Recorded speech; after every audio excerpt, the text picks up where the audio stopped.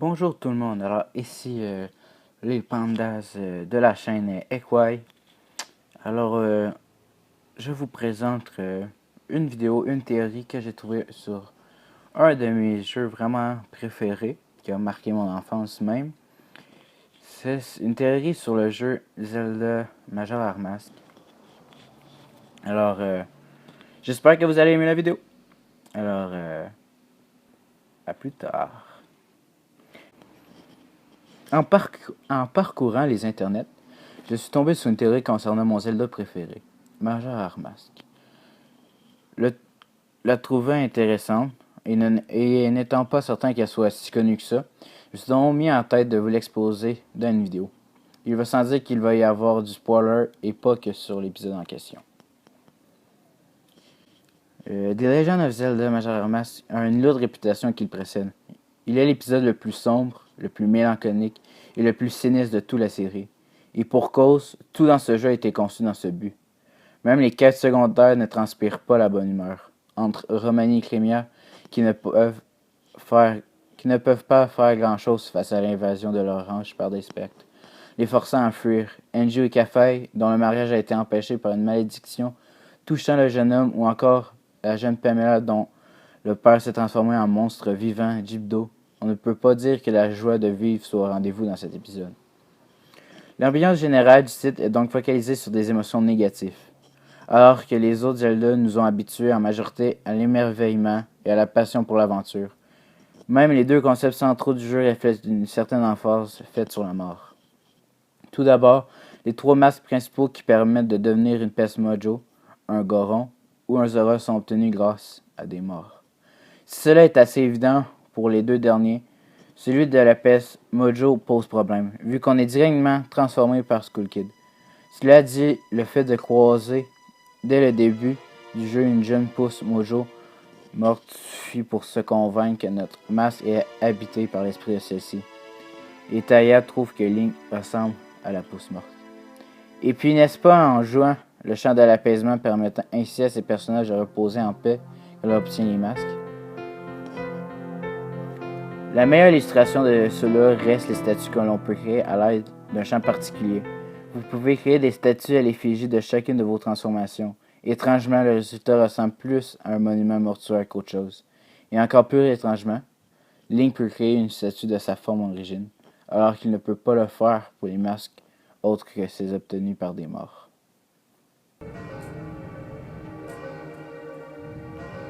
Autre pilier du jeu, la Lune, outre son apparence qui n'est guère chaleureuse, l'astre est directement responsable de la mécanique des 3 jours. Link dispose de 3 jours pour empêcher la fin du monde, et cette idée joue également sur l'ambiance du jeu. La Lune descendant progressivement est comme le destin inéluctable qui attend tous à chacun.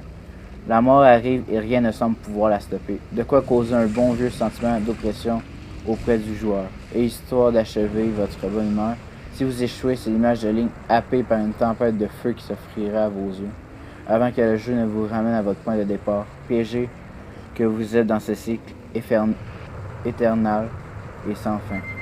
Et si tout cela s'expliquait tout simplement par le fait que Link soit mort durant cet épisode, plus précisément, Link serait dans une sorte de purgatoire, obligé à revivre la fin du monde encore et encore sans rien pouvoir y faire. Et notez comme le nom du monde où se déroule l'aventure correspond bien à cette idée. Termina, un mot dérivé de terminal qui évoque la fin, et si Termina était la fin du héros du temps. Mais ce n'est pas tout, nous allons voir comment moult éléments du jeu peuvent s'expliquer par le principe de la mort.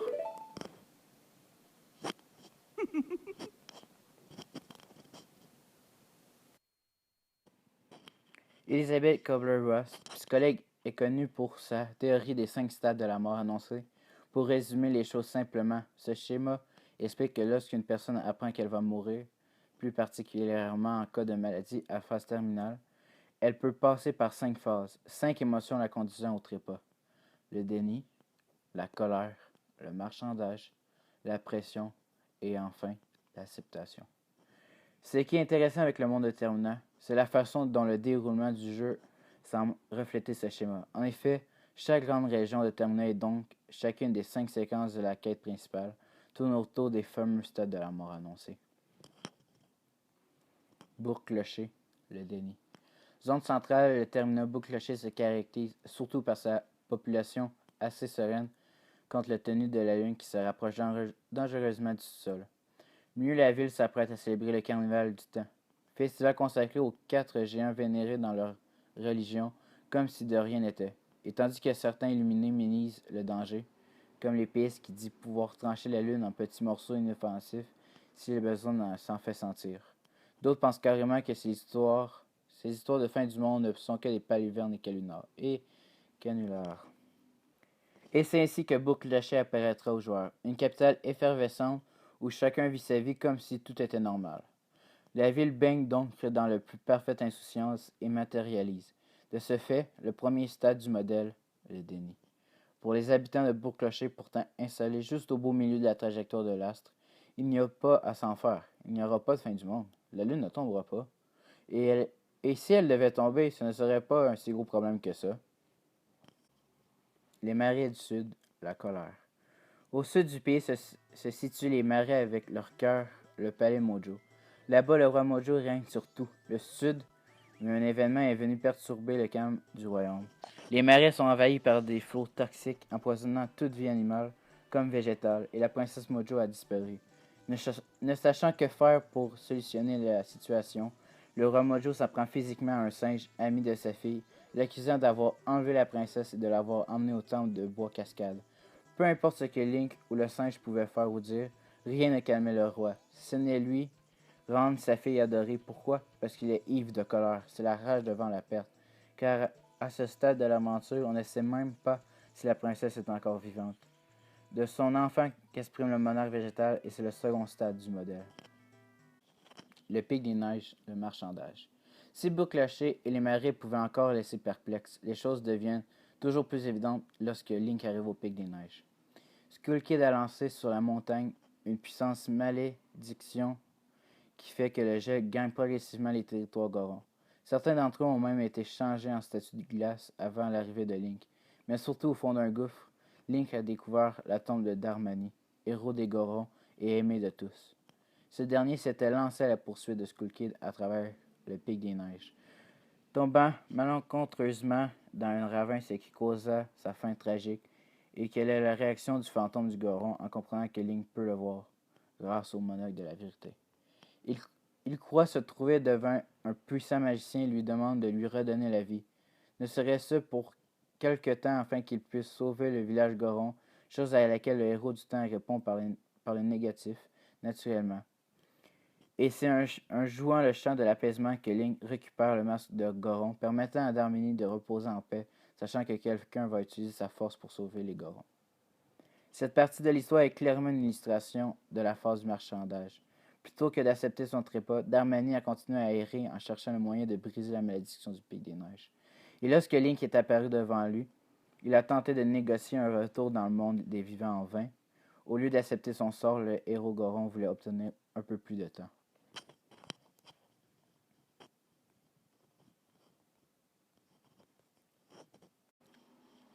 La Grande Baie, la dépression.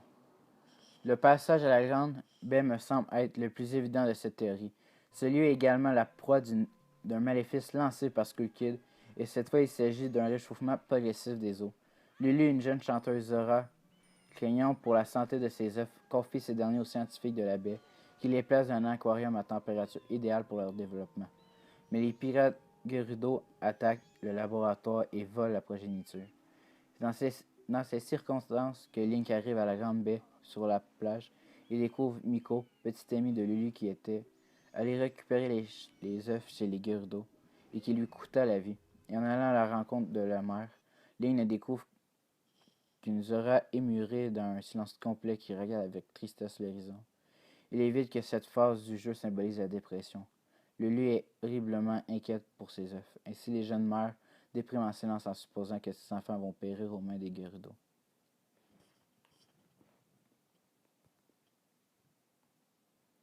Le canyon Ikena, l'acceptation.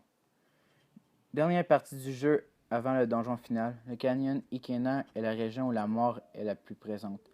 La vallée est envahie par des momies Jibdo et des effrois, ainsi que par les créatures les plus morbides du bestiaire de Zelda. On trouve même sur place un cimetière. Bref, la mort est terriblement palpable dans cette partie de Termina. Mais est-ce que cela constitue l'illustration de la phase d'acceptation du modèle Kübler-Ross? En partie, mais il y a plus. La vallée Ikana était en fait habitée par le peuple Garo. On trouve même les ruines d'un château où le roi, devenu mort-vivant, attaque les voyageurs à vie. Mais un autre personnage sévit également à Ikana, Diaz. Ce spectre a enfermé son frère bémol au fond d'une géole gardée par des sacs d'os et une hache à viande. Avant de composer une mélodie pouvant tuer toute personne qui l'attendait, Diaz est parfaitement conscient du fait qu'il est mort et se voue entièrement à Skull Kid. Mieux, il revendique le fait d'être mort et semble bien plus heureux comme ça. La folie de Diaz est par conséquent une illustration de l'acceptation de la mort. D'autre part, un mini-boss de cette région semble tout à fait à même d'accepter la mort. Je veux bien sûr parler du grand maître Garo, qui lorsqu'on l'a convaincu se suicide à l'heure d'une bombe. Plus symboliquement, la construction de la forteresse de pierre va également dans ce sens concrètement. Il s'agit pour le joueur, donc Link, d'escalader l'édifice jusqu'à son sommet afin d'y dénicher les flèches de la lumière. Certains ont ainsi fait un parallèle intéressant à partir de ce point, que c'est en parcourant la vallée de l'ombre de la mort, Ikana, et en s'approchant des cieux que Link obtient la lumière. L'illumination, à ce stade de l'aventure, Link pourrait avoir commencé à accepter sa propre mort. Et puis, n'oublions pas le sinistre vendeur qui dit avec sa phrase au début « You met with a terrible fate, haven't you? » qui se traduit « Vous avez rencontré une mauvaise destinée, n'est-ce pas? » qui veut aussi dire trois choses. Destinée, mauvais sort et mort. À qu'est-ce qu'on pourrait penser? On pourrait penser que ce serait comme les trois en même temps. Link est mort par un mauvais sort, qui lui oblige à vivre sa destinée éternellement. Une destinée qui se répète à chaque fois que la lune tombe sur la ville. Cette même destinée qui se termine au cœur de la lune, d'un endroit qui ressemble à un paradis rempli d'enfants. Quoi peut-on rêver de meilleur pour une fin de jeu? Et si on se parle sérieusement, là, un Majora's Mask, c'est pas un simple Zelda. C'est vraiment un monument du jeu. Alors, merci d'avoir regardé. On se retrouve pour une prochaine vidéo dans très bientôt. Alors, likez, commentez, partagez et... Yeah. I seen a lot of shit I shouldn't have, but never forgot it though. Brothers on the corner selling crack like it was not a though. Walk inside my kitchen, baking soda all up on the floor. Police banging on the door while gripping the 44. I was just a youngin', but this type of shit I seen before.